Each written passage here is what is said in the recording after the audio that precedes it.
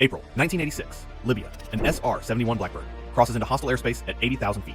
Ground controllers detect surface-to-air missile launches. Pilot Brian Schul does not evade in the conventional sense. He pushes the throttles forward and accelerates. The missiles fall short.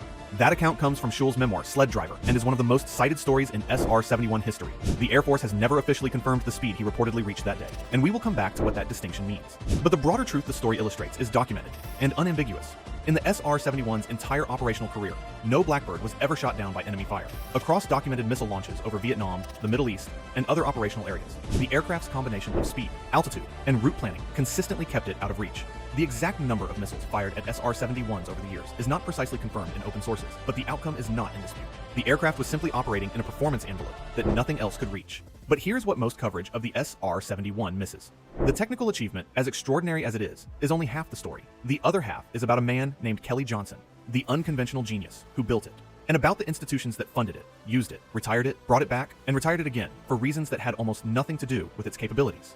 This is Dogfight Docs, and today we are telling the full story. Act 1. The event that made it necessary. To understand why the SR-71 exists, you need to understand the single event that made it necessary. May 1st, 1960. CIA pilot Francis Gary Powers takes off from Peshawar, Pakistan, in a U-2 spy plane on a reconnaissance mission over Soviet territory. The U-2 had been flying these missions since 1956, photographing missile sites, naval installations, weapons factories, and military infrastructure at altitudes.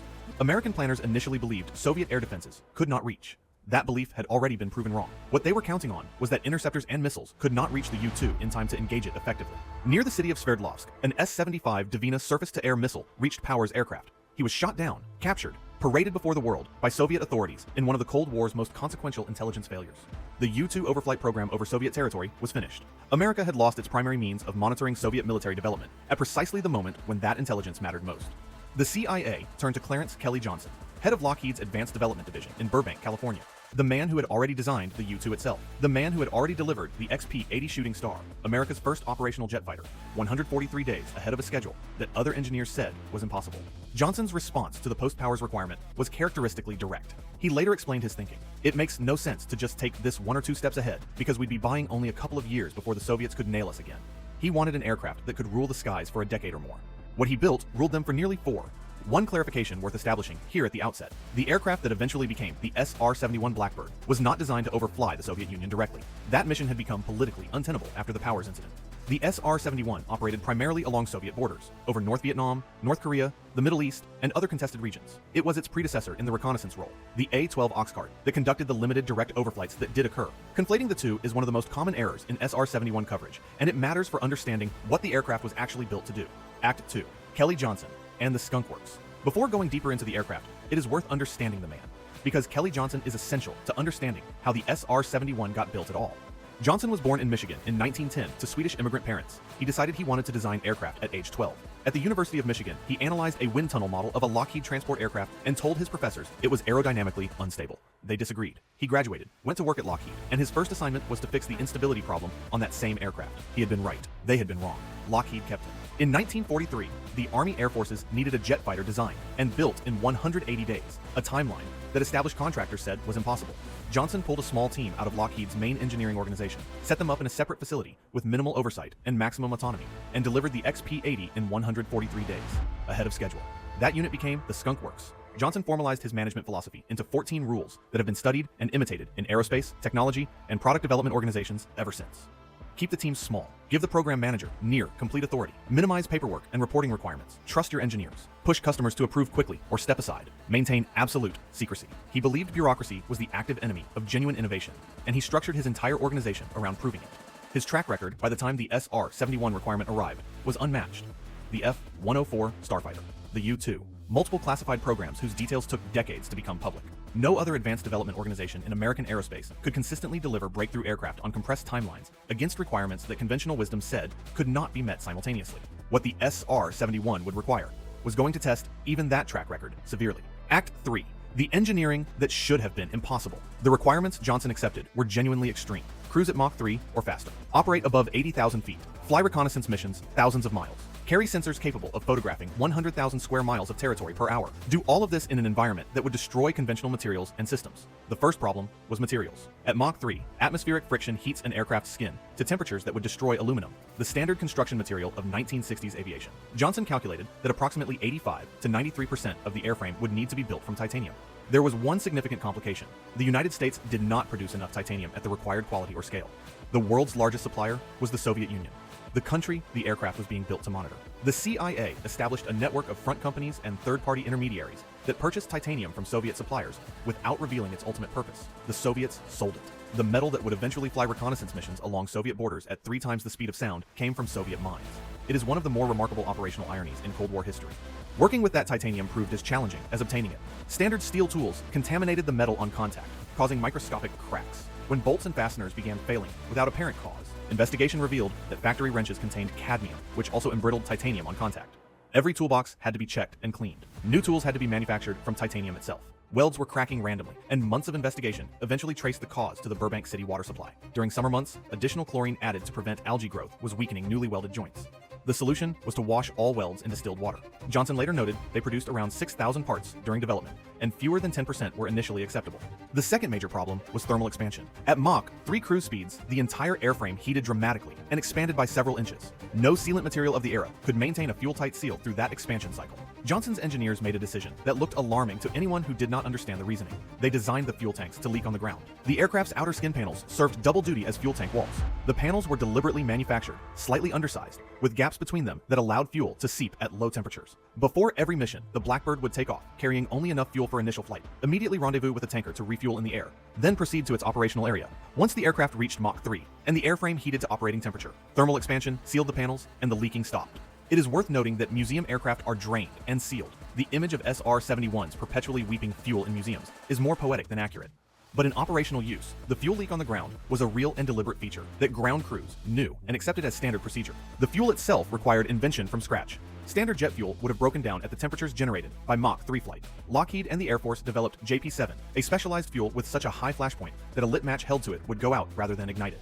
This stability created its own problem. JP-7 could not be ignited by conventional igniters. The solution was triethylborane, a compound that ignites spontaneously on contact with air. Each engine carried enough for 2 uses only, 2 starts per engine per flight. There was no margin for error. The cockpit required pilots to wear full pressure suits nearly identical to those worn by NASA astronauts. At 85,000 feet, exposed human blood would boil. Cockpit temperatures under cruise conditions became hot enough that crews regularly pressed food packages against the inside of the quartz windshield to warm their meals during 10-hour missions. Johnson later said that everything had to be invented. He was not exaggerating. Act 4, Operational Service and the Speed Question. The aircraft entered operational service as the SR-71, a designation with an unusual origin. When President Lyndon Johnson publicly announced the program in 1964, he mispronounced the original RS-71 designation as SR-71. The Air Force determined it was easier to officially rename the aircraft than publicly correct the president. So, the SR-71 it became. On July 28, 1976, 2 SR-71s set world records that still stand. One reached a confirmed altitude of 85,069 feet.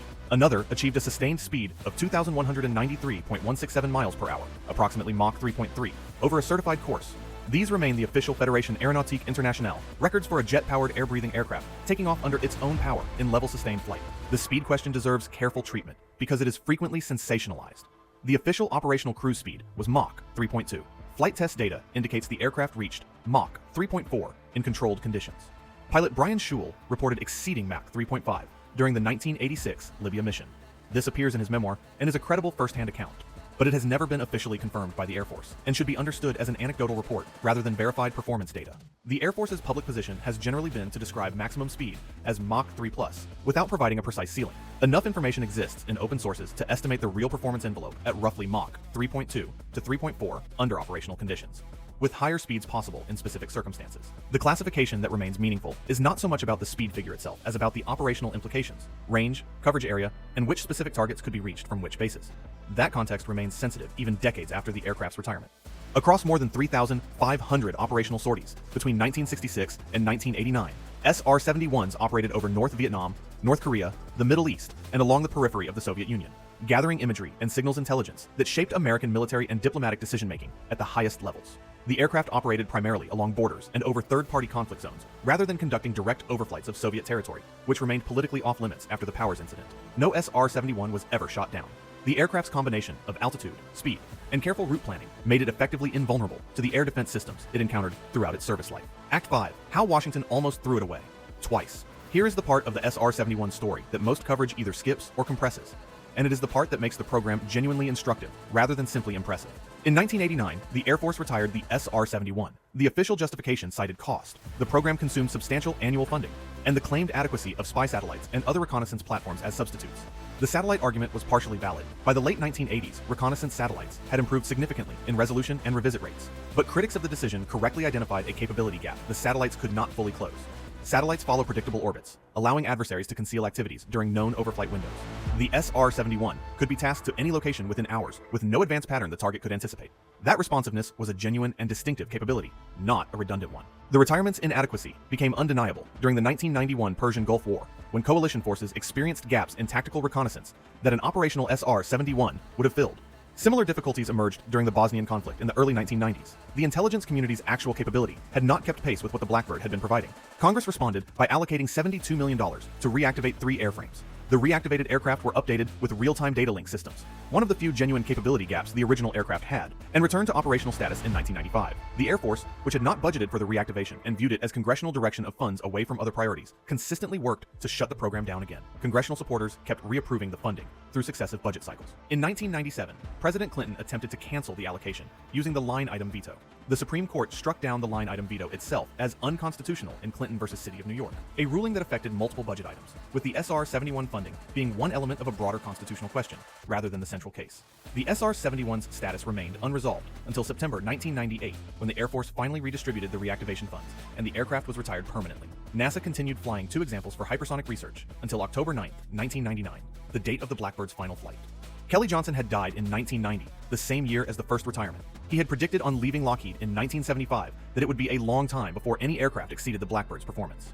He did not live to see it briefly restored or to see it grounded for good. His prediction remains accurate in 2026. Conclusion. What the SR-71 actually tells us. 32 SR-71s were built. 12 were lost to accidents over the program's life, a reflection of the extraordinary demands the aircraft placed on materials, systems, and crews operating at the absolute edge of what was technically possible. None were lost to enemy action. The survivors sit in museums across the United States, where they still generate the same reaction from people encountering them for the first time. The shape looks wrong for something built in the early 1960s. It looks like something that should not exist yet. That reaction is correct.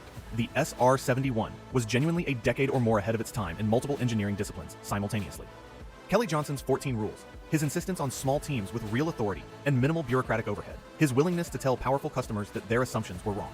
These produced an aircraft that the institutions surrounding it subsequently struggled to value consistently. It was retired once for budgetary and political reasons, despite having no adequate substitute. It was brought back when that inadequacy became impossible to ignore. It was retired again through budget politics that required Supreme Court intervention to even temporarily resolve. Through all of it, the aircraft kept performing exactly as designed. The deepest truth about the SR-71 is captured in something that gets lost in the speed record discussions and the missile outrunning anecdotes. The Blackbird was a philosophy as much as an aircraft. Speed is stealth, physics is armor. The idea that if you could fly fast enough and high enough you did not need to hide, you simply needed to be somewhere else before anything could reach you. No aircraft has cleanly replaced that philosophy. Satellites took part of the reconnaissance mission. Drones took another part. But the SR-71's combination of speed, altitude, and responsive global reach remains unmatched in operational aviation to this day. Lockheed's Skunk Works is developing the SR-72, a proposed hypersonic successor targeting Mach 6. As of 2025, it remains in development.